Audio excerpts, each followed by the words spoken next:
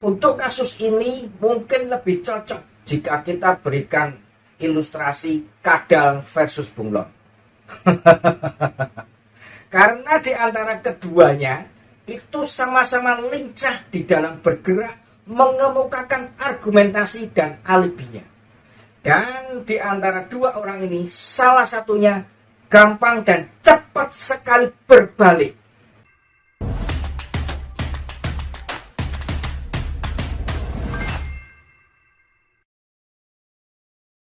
Syahrul Yassin Limpo, sebuah nama yang sering kita dengar dalam minggu-minggu terakhir ini dan sangat banyak dibicarakan oleh hampir sebagian besar rakyat Republik ini. Dia adalah seorang mantan menteri yang diduga melakukan tindak pidana korupsi, sebuah kejahatan yang luar biasa, extraordinary crime. Pada saat digeledah rumahnya, didapatilah 12 pucuk senjata api dan uang sejumlah 30 miliar rupiah. Sejumlah uang yang sangat fantastis. Karena menurut LHKPN yang dia laporkan Desember tahun 2022 yang lalu, jumlah kekayaannya adalah 20 miliar rupiah lebih sedikit. Dan secara tiba-tiba kemarin pada waktu rumahnya digeledah ternyata didapati uang sejumlah 30 miliar. Lebih banyak dari jumlah kekayaan yang dia kumpulkan sampai dengan hari ini. Dari manakah uang itu? Apakah titipan dari tetangga, ataukah titipan dari keluarga, ataukah uang itu jatuh dari langit-langit rumahnya? Kita semua tidak tahu.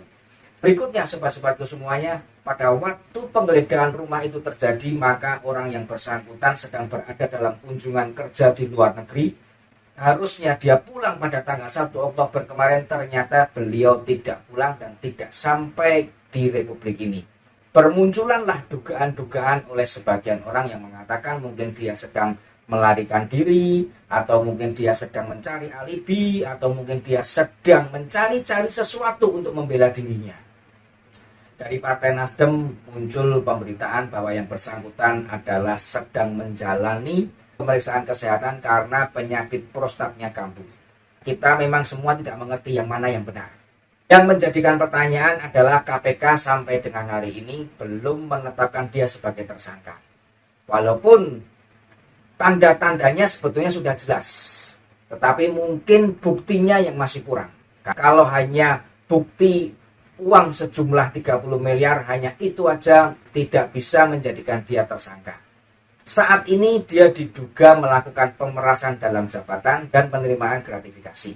Bapak Mahfud MD sempat melontarkan kata-kata yang menyatakan bahwa sebetulnya dia sudah ditetapkan tersangka oleh KPK, hanya memang belum diumumkan. Kata-kata Bapak Mahfud MD menimbulkan tentangan dari Partai Nasdem. Partai Nasdem sempat berkata, silakan dibuktikan Pak Mahfud, di manakah, kapankah KPK menetapkan dia sebagai tersangka, karena sampai dengan hari ini Partai Nasdem tetap memberikan katanya praduga tak bersalah sebelum KPK mengumumkan hal itu. Dan itu memang bisa diterima dan itu memang bisa dimaklumi karena Partai Nasdem memang akhir-akhir ini suaranya terus turun. Dimulai sejak tahun 2022 saat Partai Nasdem mencapreskan, mendukung Bapak politik identitas menjadi capres yang diusung oleh partainya. Pada saat dia mengumumkan itu sudah terjadi gejolak di partainya dan suaranya, elektabilitasnya sudah turun. Dengan kasus yang baru, yaitu seorang sekjen Johnny G. Plate ternyata saat ini sudah berada di tahanan karena kasus korupsi yang besarnya kerugian negara 8 triliun dari 10 triliun yang dianggarkan untuk Kementerian Kominfo. Nah, sobat-sobatku semuanya, sebuah kasus korupsi yang mungkin sangat luar biasa karena hilangnya atau ruginya negara kita sebesar 80% dari yang dianggarkan. Bukan jumlah main-main. Jumlahnya rupiah pun sudah fantastis, tetapi 80%-nya ini sungguh luar biasa. Dengan adanya peristiwa Johnny G. Plate, maka suara Nasdem langsung cus terjun bebas. Sehingga dengan kasus Menteri Pertanian ini, elektabilitas Partai Nasdem akan semakin nyungsep ke bawah, dan pada waktunya nanti pemilu 2024 kemungkinan Partai Nasdem tidak bisa menempatkan kadernya di Senayan jika kasus-kasus ini tidak segera dibenahi di internal partainya, di mana Sang Surya Paloh sempat mengatakan bahwa jika kader korupsi maka partai dibubarkan, tetapi ternyata diklarifikasi dengan mengatakan bahwa arti sesungguhnya itu jangan letterlek seperti itu.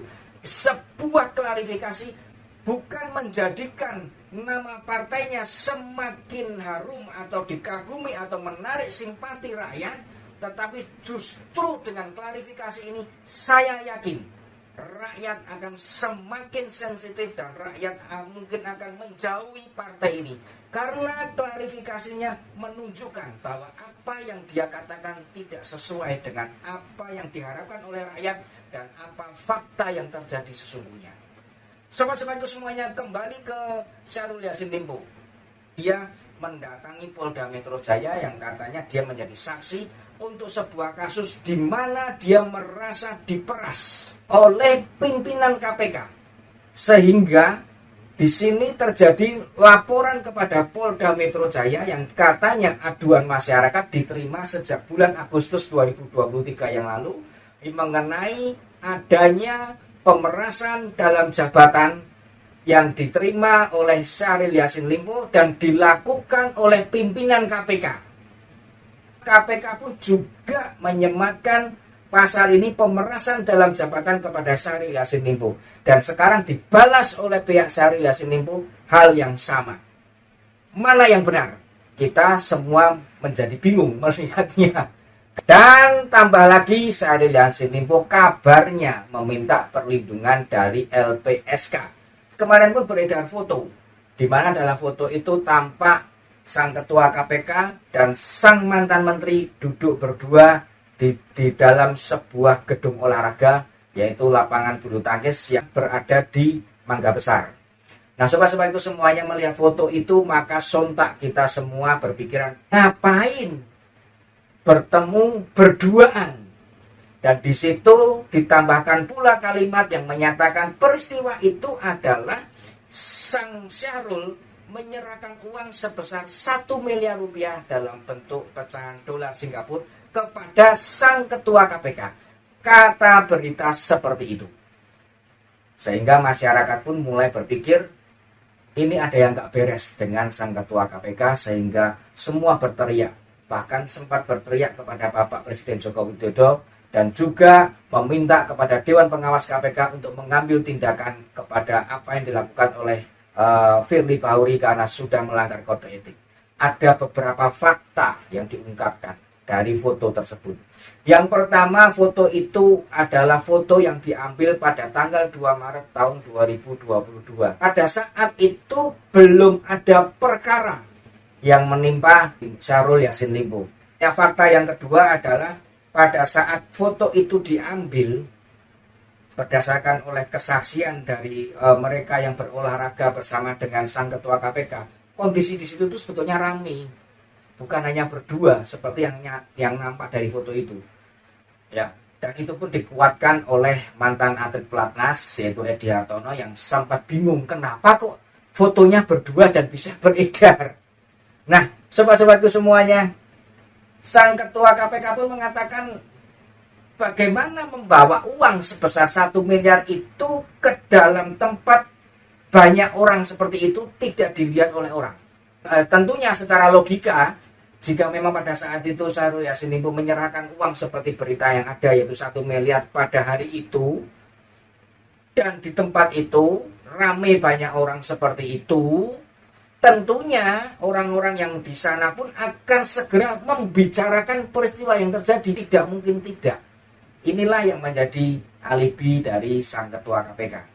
Nah, sobat-sobat itu semuanya, jika kita melihat hal yang terjadi, tempat ini ramai, kemudian muncul foto hanya berdua, ini tentunya menjadikan satu pertanyaan juga. Kenapa bisa ada foto itu? Kapan foto itu diambil?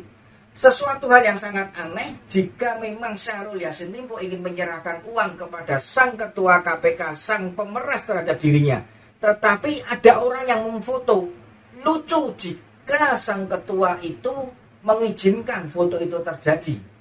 Di manakah letak kebenaran dari peristiwa ini, dari kasus ini sebenarnya?